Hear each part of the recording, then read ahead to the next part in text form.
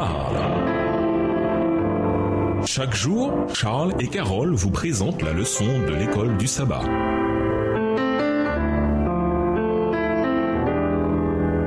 Bienvenue dans votre émission Dieu nous parle. Nous voilà à la leçon de dimanche. Au commencement, le Logos divin. Lisons Jean 1, les versets 1 à 5. Que révèlent ces paroles sur la parole Jésus-Christ? Jean 1, les versets 1 à 5. Au commencement était la parole, et la parole était avec Dieu, et la parole était Dieu. Elle était au commencement avec Dieu. Toutes choses ont été faites par elle. Et rien de ce qui a été fait n'a été fait sans elle. En elle était la vie, et la vie était la lumière des hommes. La lumière, lui, dans les ténèbres, et les ténèbres ne l'ont point reçue. L'évangile de Jean commence par cette idée incroyable. Au commencement était la parole était avec Dieu et la parole était Dieu. Jean 1, le verset 1 dans la version Colombe. Il y a rien que dans cette merveilleuse phrase une réflexion d'une profondeur que l'on peut difficilement saisir. D'abord, l'évangéliste fait allusion au récit de la création dans Genèse 1, verset 1. Au commencement, la parole était déjà là avant le commencement de l'univers. Jean affirme ainsi l'existence éternelle de Jésus. Ensuite, la parole était avec Dieu. Dans Jean 1, le verset 18, Jean indique que Jésus est dans le sein du Père. C'est très difficile à concevoir, mais une chose est sûre, Jésus et le Père ont une grande intimité. Il dit alors, et la parole était Dieu. Mais comment la parole peut-elle être avec Dieu et en même temps être Dieu? L'original en grec nous donne la réponse. En effet, en grec, l'article défini, le, la, les, existe bien, mais pas l'article indéfini un, une, des. L'article défini grec, la, indique une spécificité liée à un objet ou une personne en particulier. Dans l'expression la parole était avec Dieu, le terme Dieu est précédé de l'article, ce qui renvoie donc à un individu en particulier, le Père. Et la parole était avec le Père. Dans l'expression et la parole était Dieu, le terme Dieu n'est pas précédé de l'article. Dans ce contexte, cette absence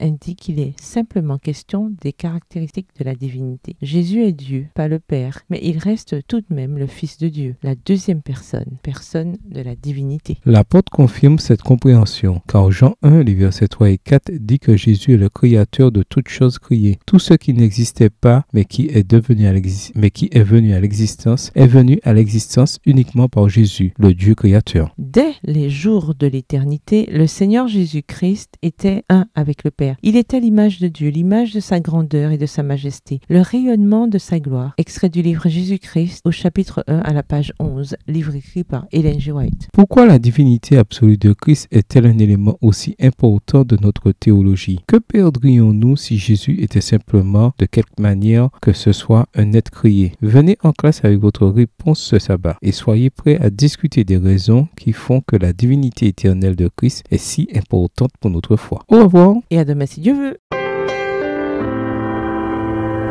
Dieu nous parle.